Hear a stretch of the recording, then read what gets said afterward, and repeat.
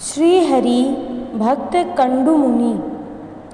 प्राचीन काल में कंडू नामक एक तपोनिष्ठ मुनि थे। गोमती के तीर पर एकांत स्थल में कंडू मुनि का नाना प्रकार के पुष्पों से सुशोभित कंदमूल फलपूर्ण परम रमणीय आश्रम था। मुनि उस आश्रम में निवास करते हुए व्रत उपवास नियम स्नान मौन और संयम आदि सहित परम अद्भुत महान तपस्या करने लगे। वे गर्मी के दिनों में पंचाग्नि तापते, वर्षा ऋतु में खुली जगह में भूमि पर शयन करते और जाड़े के मौसम में भीगा वस्त्र पहनते। उनका इस प्रकार उग्र तप देखकर देवता गंधर्व सिद्ध विद्याधर आदि भी सभी आश्चर्य में डूब गए। देवराज इंद्र को मुनि की तपस्या देखकर बड़ा भय हुआ। सकाम भाव से की हुई महान तपस्या का फल स्वर्ग या स्वर्ग राज्य के आधिपत्य इंद्र पद की प्राप्ति है, इसलिए इंद्र ऐसे सकाम तपस्वियों से डरा करते हैं। इंद्र ने देवताओं के साथ सलाह करके ब्रह्मलोचा नाम की अति सुंदरी चिरयौवना अप्सरा को कामदेव आदि के साथ मुनि की तपस्या भंग करने के लिए भेजा। ब्रह्मलोचा उग्र तपा मुनि के साफ से भय एक बार तो जाने की तैयार नहीं हुई, परंतु अंत में देवराज इंद्र के आग्रह से उसे जाना पड़ा। दल बल सहित ब्रह्मलोचा ने मुनि के आश्रम में पहुंचकर मधुर स्वर से गायन आरंभ किया। वसंत ने अपनी शक्ति का विस्तार किया। पुष्प धनवा मदन ने मुनि के मन में क्षोभ पैदा कर दिया। भगवान के आश्रय से रहित अपने तपोबल पर अभिमान करने वाले उग्र तपा मुनि मदन मोहित होकर ब्रह्मलोचा के वश में हो गए। इंद्र का उद्देश्य सिद्ध हुआ। मुनि का तप भंग हो गया। एकांत में स्त्री के दर्शन मात्र से ही बड़े बड़े तपस्वी मुनियों के मन डिग जाते हैं। इसलिए साधक को सावधान करते हुए शास्त्रों ने स्त्री और स्त्री संगियों के संग का भी त्याग करने की आज्ञा दी है।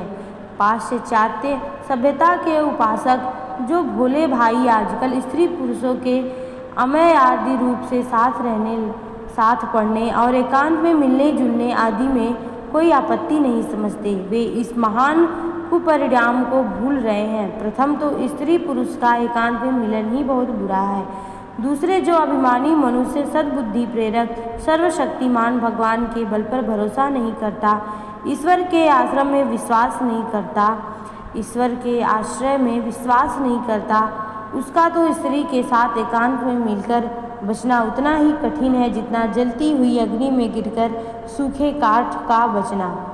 कंडू मुनि का भी यही हाल हुआ।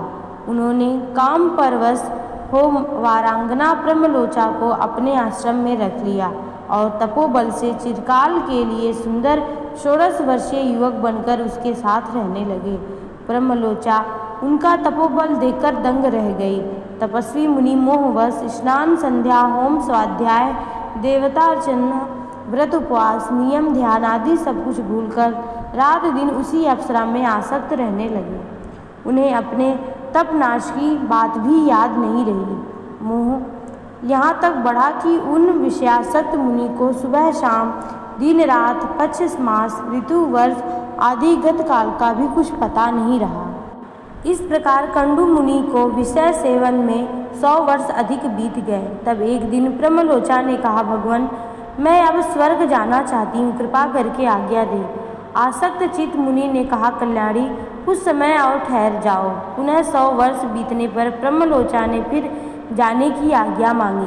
तब मुनि ने पुनः वैसे ही कुछ समय और ठहरने को कहा।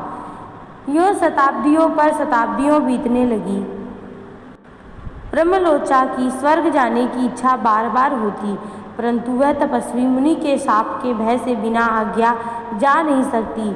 वह जब जब मुनि से हाथ जोड़कर आज्ञा मांगती, तभी मुनि उसे कुछ समय तक और ठहरने के लिए कह देते। एक दिन संध्या के समय पूर्व सुकृत के प्रताप से मुनि को कुछ चेत हुआ। वे जल्दी से उठकर कुटिया से बाहर जाने लगे। यह देखकर ब्रह्मलोचा ने कहा, भगवान कहाँ पधार रहे हैं? मुनि बोले, सूर्यास्त हो रहा है, संध्योपासना करूँगा, नहीं तो कर्म लोप हो जाएगा। मुनि की यह बात सुनकर ब्रह्मलोचा को बड़ी ही प्रसन्नता हुई और वह विनयपूर्वक बोली, हे सर्वधर्मज्ञ, आज नया सूर्यास्त थोड़े ही हो रहा है, कितना समय बीत गया, सूर्यास्त तो रोज ही होता था। आपने तो कभी संध्या नहीं की, क्या आपको यह बात स्मरण नहीं रही? मुनि ने चकित से होकर कहा, हे कल्याणी, तुम यह क्या कह रही हो? मैंने आज ही प्रातः काल तो तुमको नदी तीर पर देखा था। इसके बाद तुम दिन भर आश्रम में रही। अब संध्या काल उपस्थित है, सूर्य अस्त हो रहे हैं, मैं संध्या करने जा रहा हूँ, इस पर तुम मेरा उपहास कैसे कर रही हो? ब्रह्मलोचा ने कहा, भगवान, आपका कहना सत्य है। मैं आई तो प्रातःकाल के समय ही थी, परंतु उस प्रातःकाल को आज पूरे 907 वर्ष 6 महीने और 3 दिन बीत चुके हैं। मुनि बोले, हे शुभे, क्या सचमुच इतना समय बीत चुका? तुम मेरा मजाक तो नहीं उड़ा रही हो? मुझे तो अब तक यही प्रतीत हो रहा है कि तुम सिर्फ आज ही सुबह से मेरे पास हो। ब्रह्मलोचा बोली, भगवान, आपके सामने झूठ बोलने की हिम्मत किसकी होगी? खास करके आज तो आप सत्य पद पर आरूढ़ हो रहे हैं, इसलिए मैं क्यों मिथ्या कहूँगी? ब्रह्मलोचा की बात सुनकर मुनि अपनी स्थिति पर विचार करते हुए व्याकुल हो गए और भांति भांति से अपने आचरणों की और इंद्रियों के दासत्व की निंदा करने और अपने को धिक्कार करने लगे। अप्सरा ब्रह्मलोचा इस समय शाप के भय से कांप रही थी। उसकी ओर देखकर मुनि ने कहा, पापनी, तुमने बहुत बुरा किया। अपनी दृष्टि रूपी महामोहन मंत्र से मेरी तपस्या का नाश करके तुमने मुझे निंदा का पात्र बना दिया। परंतु क्या करूं, बातचीत में 7 शब्द उच्चारण होने पर ही साधुओं की ही मित्रता हो जाती है। तुम तो इतने समय तक मेरे साथ रही हो, इसलिए अपनी क्रोधाग्नि में मैं तुम्हें भस्म नहीं करता। फिर तुम्हारा दोष ही क्या है? तुम्हारे प्रति क्रोध करने का कोई कारण भी नहीं दिखाई देता, क्योंकि दोष तो सब मेरा ही है। मैं अजितेंद्रिय और विषयालोलुप हूँ, नहीं तो तुम मुझे कैसे अपने जाल में फांस सकती? जाओ, अब जल्दी मेरी नज़र से ओझल हो जाओ। ब्रह्मलोचा प्राण बचाकर भागी। उस समय वह गर्भवती थी। उसके मारिशा नामनी कन्या हुई। प्रसिद्ध दक्ष प्रजापति इसी मारिशा के पुत्र थे। सच कहा जाए तो संसार में हम सभी विषयासक्त मनुष्य धर्म कर्म सब कुछ छोड़कर अतीत काल को भूलकर दिन रात विषय सेवन में लगे हुए हैं। कभी विषय सेवन से मन हटाकर परलोक या परमेश्वर की बात सोचने की हमें फुर्सत ही नहीं मिलती। भगवत कृपा से जिसको चेत होता है उसकी तो यही मुनि कंडू की सी दशा होती है, और जिसको विषय सेवन में पश्चाताप होता है वही भगवान के मार्ग पर आरूढ़ होता है। तपोभ्रष्ट मुनि कंडू पश्चाताप की अग्नि में जलने लगे और कोई उपाय न देकर भक्त वत्सल करुणामय भगवान के भजन की ओर उनकी वृत्ति गई। वे पूरी नगर में आकर पुरुषोत्तम श्री हरि की शरण ग्रहण कर नियम व्रतों का पालन करते हुए परम श्रद्धा के साथ मन लगाकर श्री भगवान के ब्रह्मापार स्रोत का जप करने लगे। भगवान के अनन्य शरणापन्न मुनिवर कंडू भगवान के दर्शन के लिए उत्सुक होकर निरंतर उपर्युक्त ब्रह्मपार स्तोत्र का जप करने लगे। मुनि की स्तुति सुनकर और उनकी सुदृढ़ परम भक्ति देखकर भक्त वत्सल गरुड़ वाहन भगवान एक दिन ध्यान मग्न मुनि के सामने पधारे और मेघ गंभीर स्वर से बोले, हे सुव्रत मुनि, तुम क्या चाहते हो? कहो, मैं अभीष्ट वर दाता तुम्हारे सामने उपस्थित हूँ। ध्यान मग्न मुनि ने भगवान की दिव्य वाणी सुनकर आँख खोली और सामने खड़े हुए श्री हरि के दर्शन किए।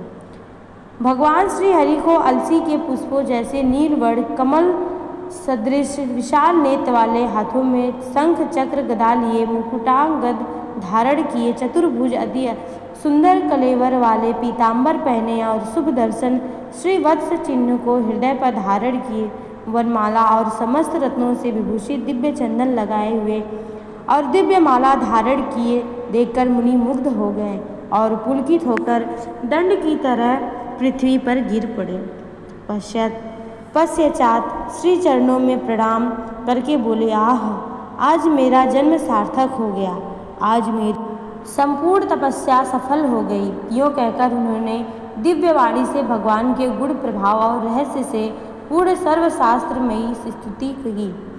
मुनि के सरल हृदय के सत्य स्तवन को सुनकर प्रेम विवल हो भगवान ने कहा, हे मुनि श्रेष्ठ, तुम्हारी जो कुछ भी इच्छा हो मुझसे शीघ्र मांग लो। भगवान के प्रेमपूर्ण दिव्य वचन सुनकर मुनि ने कहा, हे जगन्नाथ, हे स्वामी, ये संसार बड़ा ही दुस्तर है, कपा देने वाला है। अनित्य दुखमय केले के पेड़ के समान सारहीन माया से बना हुआ, जल के बुदबुदे के समान चंचल महान उपद्रव से पूर्ण, दुखों से भरा हुआ अति भयानक है। तुम्हारी माया से मोहित हुआ मैं अनादिकाल से इसमें चक्कर में लगा रहा हूँ। मैं इतने लंबे समय तक विषया में डूबा रहा, फिर भी इसका अंत नहीं आया। अतः मैं संसार से भय से पीड़ित होकर आपके शरणापन्न हुआ हूँ। हे देवेश, हे कृष्ण, अपनी ओर खींचने वाले मुझ पर कृपा करो और मुझे अपनी उस सनातन परम पद पर पहुँचा दो, जहाँ जाकर फिर कोई वापस नहीं लौटेगा। श्री भगवान ने कहा, हे भक्त मुनि, तुझे अवश्य ही मोक्ष की प्राप्ति होगी।